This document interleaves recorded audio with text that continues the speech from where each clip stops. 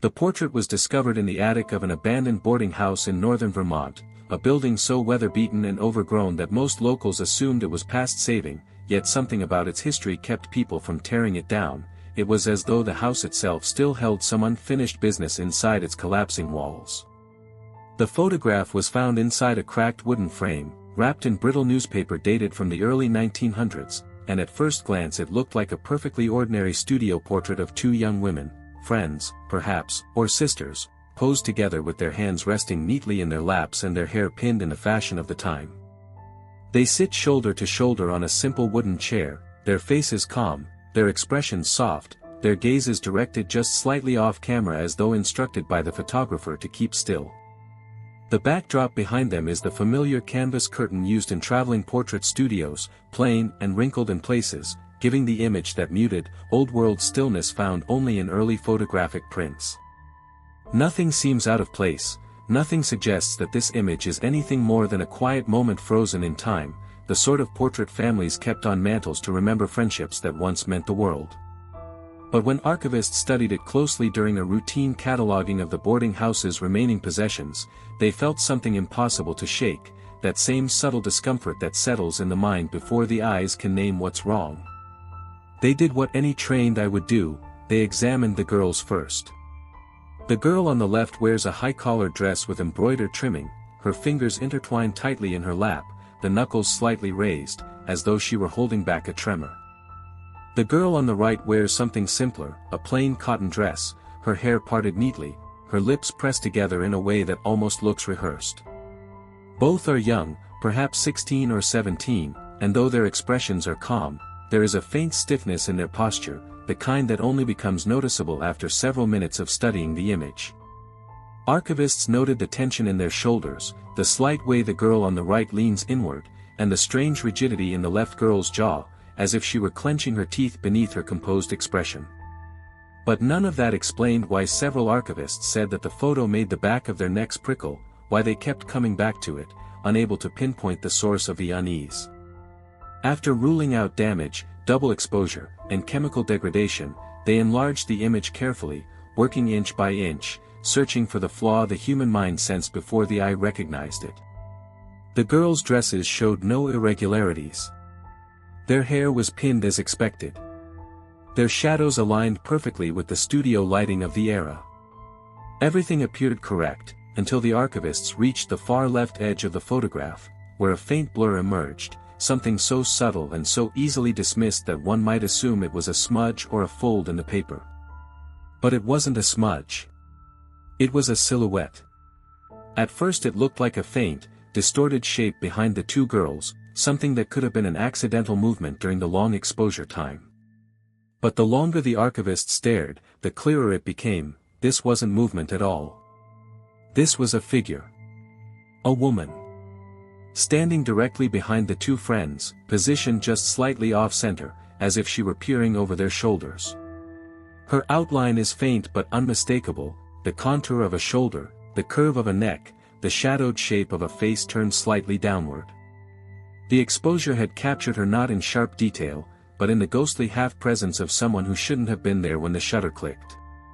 Archivists assumed it must have been a chaperone or perhaps the girl's mother, someone who stepped into the frame accidentally before realizing the photographer was ready. But when they magnified her face, the image changed from puzzling to chilling. Her features are not blurred in the way one would expect from motion. They are blurred because she is not facing the camera, she is staring directly at the girls.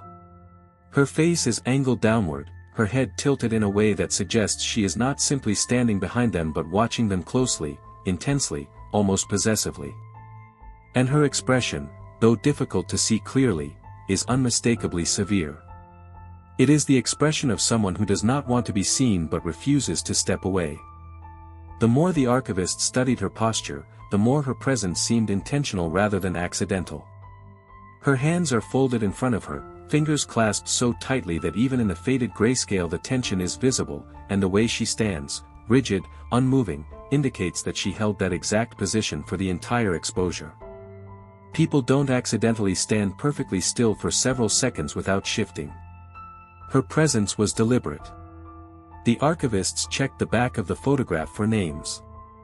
Only two were listed, Martha and Evelyn, written in neat cursive with no mention of any third figure. There was no signature from the photographer, no date, nothing else, except for a faint indentation on the cardboard backing, as though someone had once pressed a pencil hard against it while writing something, then erased it violently. Under angled light, the archivist spotted 4 partial words: she, shouldn't, been, here. The rest had been scratched away. This discovery triggered deeper investigation into the boarding house's history, revealing that it had once been run by a widow named Clara Hensley, a woman known in local gossip as strict, controlling, and fiercely protective of the girls who rented rooms under her supervision. Newspaper archives described Clara as a woman who rarely allowed her boarders to socialize freely, insisting that young women maintain impeccable reputations, follow curfews, and avoid unsupervised friendships. She kept meticulous records of their activities, kept their letters, monitored their visitors, and insisted on accompanying them to any public events, for their safety. The 2 girls in the portrait, Martha and Evelyn, lived in the boarding house during the summer of 1908. Records show they were inseparable, attending church together, working at the same textile mill, visiting the town fair, and dreaming, according to Evelyn's diary, of moving to Boston together the following year. But a series of incidents recorded in Clara's personal logbook hinted that she disapproved of their closeness. She wrote sternly about the dangers of youthful attachment, about certain girls needing stricter supervision, and about friendships that lead to moral decay if left unwatched. The word unwatched appears repeatedly in her notes, so often that archivists later described it as an obsession. When the portrait was taken, Clara had reportedly insisted on choosing their outfits, escorting them to the studio, and sitting in the room as the photographer prepared the equipment. It would have been easy for her to stand behind them without the photographer noticing her presence in the dim lighting. But her expression, and the erased warning on the back of the portrait, suggested something far deeper, something Martha and Evelyn themselves may have feared. Archivists eventually located a final note in Clara's logbook the week after the portrait was taken. It was short, written in hurried handwriting unlike her usual careful script: "The girls have grown defiant. It is time to intervene." Within 3 days, Martha disappeared from the boarding house. Her belongings were found packed neatly beside her bed as though she had planned to leave, but she never arrived at the train station. Evelyn's diary ends abruptly the following week with one final, shaky line: "We should not have gone for that portrait." After that, the record goes silent. No police reports. No follow-up notes. Nothing.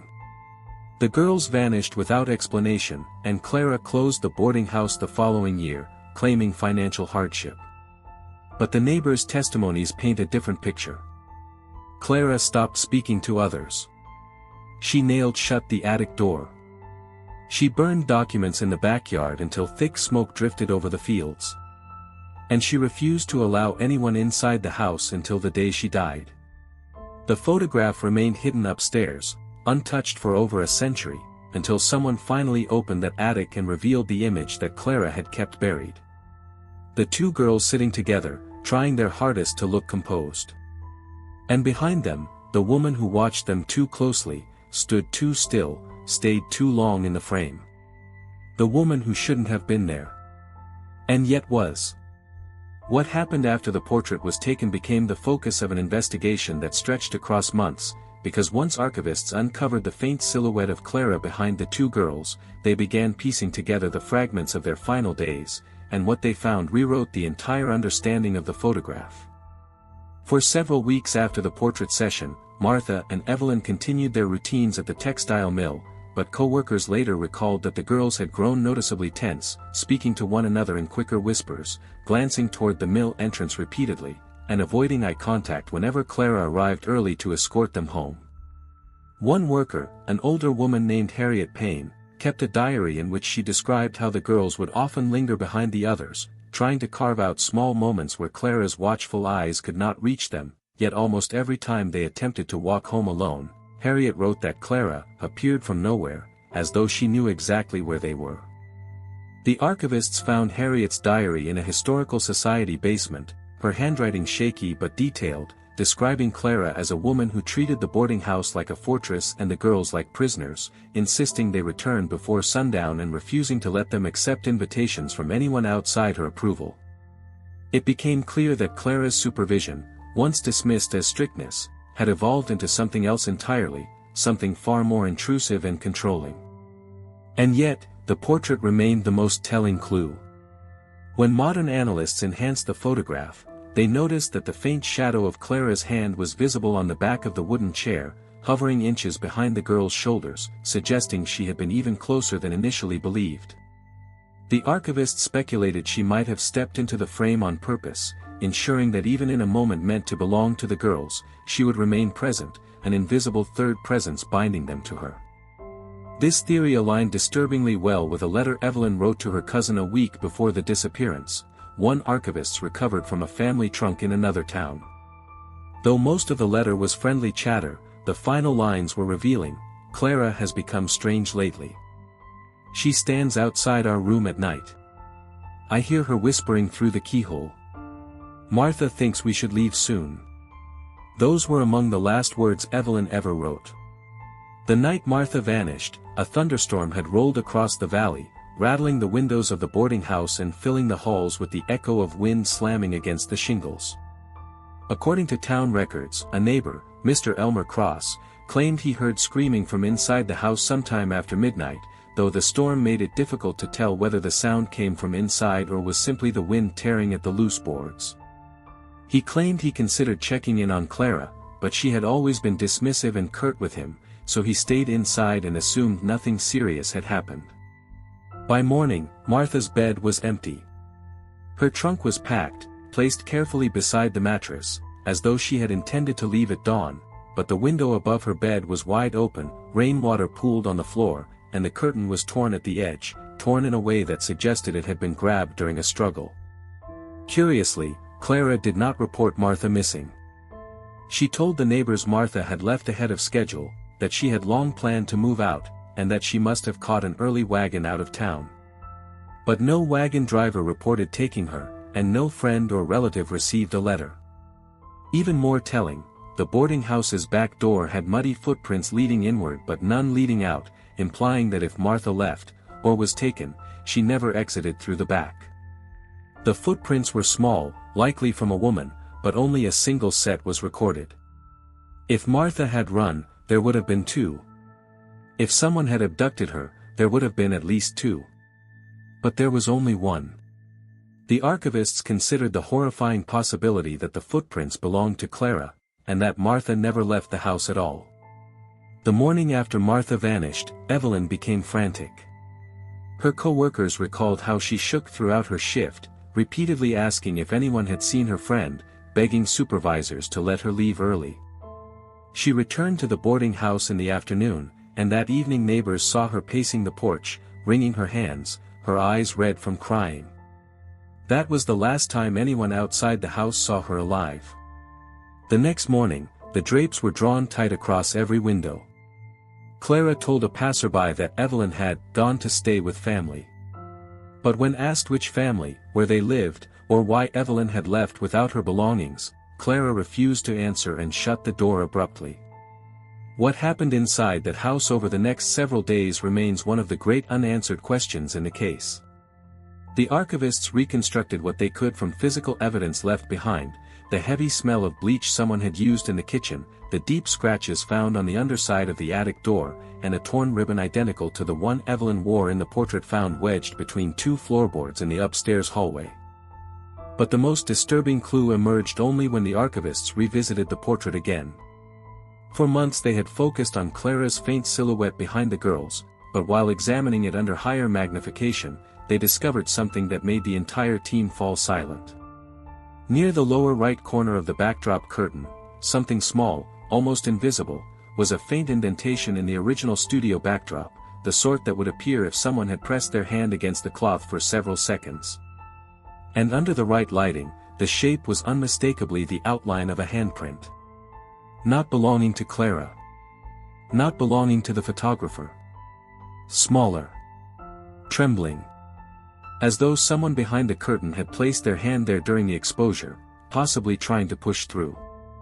It was then that one archivist proposed a disturbing theory: what if the portrait captured not just the two girls and Clara, but evidence of someone else trapped in the studio? Photo historians confirmed that traveling studios at the time often used layers of fabric, and behind the curtain was usually a narrow storage alcove for props, stools, spare lighting stands, and personal items. If someone were behind that curtain, hidden or held there, the camera could have recorded the slight pressure of their hand, even if their body remained unseen. This chilling revelation led investigators to revisit every rumor about Clara's past. They uncovered that before running the boarding house, she had worked briefly at an orphanage known for harsh discipline. Two girls had gone missing under her supervision years earlier, but because she had powerful relatives in town, no formal inquiry was ever pursued. When the archivists searched for photographs from the orphanage's archives, they found one group portrait containing a young Clara in the background, standing stiffly behind several children, her hands folded the same exact way she appeared in the girl's portrait. And there, barely visible, behind one of the children in the group, was another faint handprint pressing through the backdrop. It was identical in shape and placement to the one in Martha and Evelyn's portrait. The archivists realized the portrait was not simply eerie, it was part of a pattern Clara had repeated for decades. She inserted herself into every image. She watched over every girl with unnatural intensity. And the faint impressions behind the curtains, always the same height, always the same size, hinted at someone she kept hidden, someone who never appeared fully in any photograph, someone who might have lived and died under her control. The more the archivists pieced together, the clearer the truth became: the portrait was not an accident. It was a warning the girls had left without meaning to, a silent record of what was happening around them, something that would outlive Clara's control.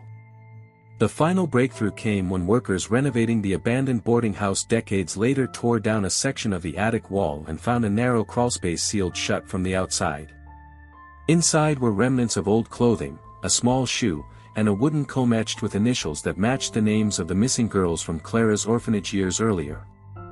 No remains were found, but the discovery confirmed what Clara had spent her life hiding. She had controlled these girls far more violently than anyone understood. And when the girls tried to leave, just as Martha and Evelyn had planned, she intervened the same way she always had.